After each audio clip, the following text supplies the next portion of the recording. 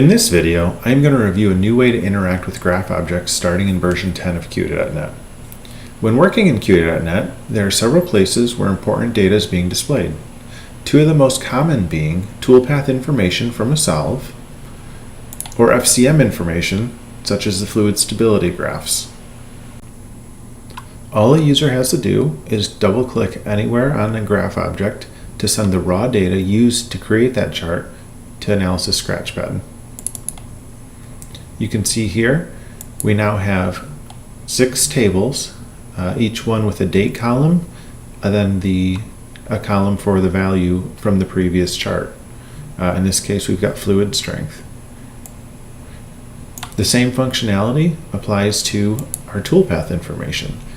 If we go to the chart with our dwell information and double click on it, a new table is sent to Scratchpad containing position, dwell, minimum dwell, and maximum dwell. From here, a user can save this data out to a CSV using our export button. In the next video, we'll talk about an updated tool called Advanced Graph Display, where we can take this data and make charts inside Scratchpad.